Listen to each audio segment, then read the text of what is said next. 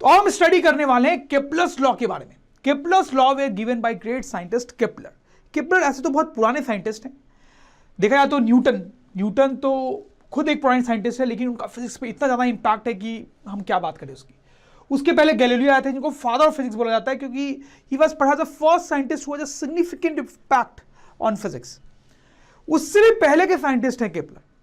Kepler के बारे में खास बात यह है कि he was actually obsessed with space. रात भर ये स्पेस की तरफ देखा करते थे, स्काई की तरफ देखा करते थे और प्लैनेट्स और स्टार्स को स्टडी करते थे। इन्होंने बहुत सारे टेलीस्कोप्स बनाए थे जिनके हेल्प से वो प्लैनेट्स और स्टार्स को स्टडी करते थे। इनफैक्ट इनकी जिंदगी का ज़्यादातर टाइम स्काई की तरफ देखते हुए ही गया है। इनफैक्ट इनकी वाइफ बोला करती थी कि टेलीस्कोप इनकी सेकेंड वाइफ है। इनफैक्ट बोला करती थी कि टेलीस्कोप फर्स्ट वाइफ है, मैं सेकेंड वाइफ हूँ। तो एनीवे स्टूडेंट्स, तो पॉइंट ये है कि इन्होंने सोलर सिस्टम को काफ़ी स्टडी किया है। उसके बेसिस पे इन्होंने 3 लॉज दिए जिनको हम केपलर्स लॉ के नाम से जानते हैं, और आज हम उनको स्टडी करने वाले हैं। सो केपलर्स फर्स्ट लॉ, तो आपको तो पता ही है कि जो सोलर सिस्टम है उसमें प्लैनेट सन के अराउंड इस तरह से घूमते। तो केपलर ने यह बोला कि प्लैनेट्स का जो पाथ है सन के अराउंड वो इलिप्टिकल है। क्या बोला उसने? कि प्लैनेट्स मूव अराउंड सन इन इलिप्टिकल पाथ। जैसे एक पर्टिकुलर प्लैनेट की हम बात कर ले तो उसने बोला कि देखो ये सन है और प्लैनेट जो है उसके अराउंड घूमता है और इलिप्टिकल पाथ में घूमता है। और उसके साथ साथ उन्होंने एक और बात बोली कि sun is located at one of the foci of ellipse. देखो शायद ये बात आपको थोड़ी कम समझ में आ रही हो, लेकिन अभी आपको समझ में आ जाएगी। ये देखो सर्किल का एक सेंटर होता है, वैसे इलिप्स जो होता है ना उसमें ऐसे 2 इंपॉर्टेंट पॉइंट होते हैं। अगर उसमें से एक पॉइंट की हम बात करते हैं तो उसको हम बोलते हैं फोकस। फोकस जो है एक सिंगुलर वर्ड है, प्लीज ध्यान देंगे। और अगर हम इन दोनों पॉइंट्स की बात करते हैं तो उसको हम बोलते हैं फोकाई। फोकाई जो है प्लूरल टर्म है, तो मतलब हम बोलेंगे 2 फोकाई 1 फोकस। समझ लो, फोकस सिंगुलर, फोकाई प्लूरल। तो केपलर ने बोला कि देखो जो प्लैनेट है वो तो इलिप्टिकल पाथ में मूव कर रहा है, उस इलिप्स के 2 फोकाई होंगे, ठीक है, एक ये। सन किसी एक फोकाई पे लोकेटेड होता है, जैसे कि यहां पे हमने इसको यहां पे लोकेटेड दिखाया है। आई होप यू अंडरस्टैंड दिस। तो यही था केपलर्स का फर्स्ट लॉ, बहुत ही सिंपल, कि प्लैनेट्स इलिप्टिकल पाथ में मूव करते हैं और सन जो है वो इलिप्स के एक फोकाई पे होता है। क्या आपको पता है आप अपने कोर्स के animated video lectures, revision notes, test paper and study material drone study की वेबसाइट पे जाके परचेज करके पढ़ाई कर सकते हैं। डिस्क्रिप्शन में दी गई लिंक पे तुरंत क्लिक करके रजिस्टर करें और एनिमेटेड वीडियो लेक्चर्स का फुल एक्सेस पाएं। Now Kepler's second law. तो केपलर ने बोला कि देखो प्लैनेट जो है वो सन के अराउंड घूम रहा है, सन को आप ओरिजिन ले लो और प्लैनेट का पोजीशन वेक्टर बना लो, तो ये एरो भी आपको घूमता हुआ दिखाई देगा प्लैनेट के साथ साथ। अब किसी टाइम में मान लो कि प्लैनेट यहां पे, अब आप एज्यूम करो एक टाइम इंटरवल t0, तो इस t0 टाइम में प्लैनेट यहां से यहां आ गया।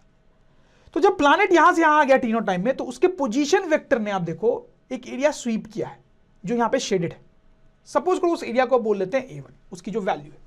अब थोड़ी देर बाद की बात करते हैं तो उस टाइम पे हो सकता है कि प्लैनेट यहां पर हो, और फिर से once again after t0 time वो थोड़ा आगे चला गया होगा। अब फिर से इसके पोजीशन वेक्टर ने कुछ एरिया स्वीप किया है जो यहां पे शेडेड है, सपोज उसको हम A2 बोल देते हैं। तो केपलर ने बोला कि A1 और A2 बराबर होंगे।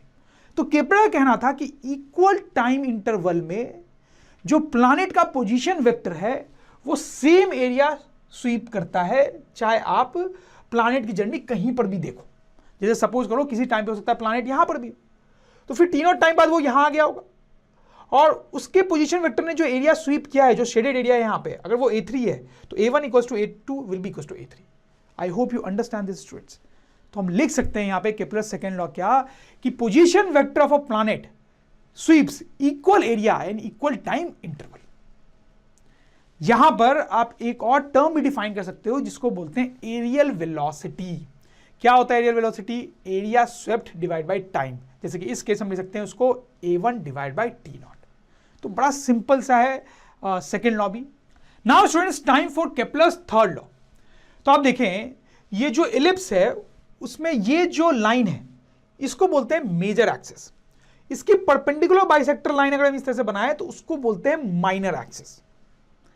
फिर ये जो आधी लेंथ है मेजर एक्सिस की उसको जनरली A से डिनोट करते हैं, और ये जो आधी लेंथ है माइनर एक्सिस की उसको B से डिनोट करते हैं। तो स्टूडेंट्स आप लिख सकते हो major axis is equals to 2A, right, and minor axis is equals to 2B। सही बात है।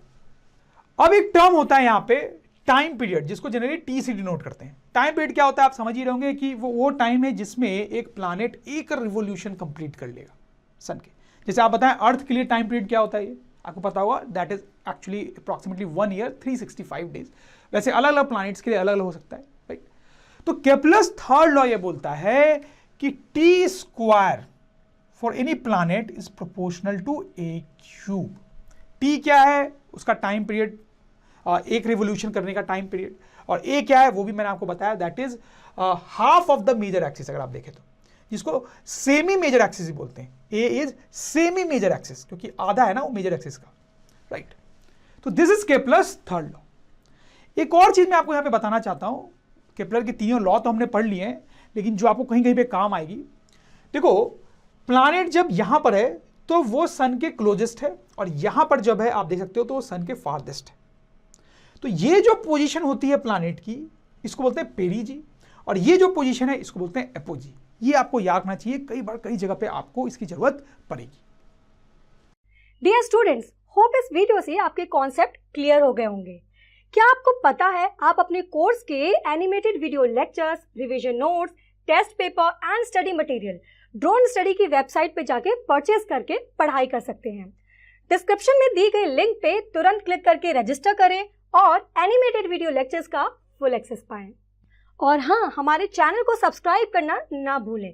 चैनल को सब्सक्राइब कीजिए ताकि फ्यूचर वीडियो अपडेट्स आपको हमेशा मिलते रहें।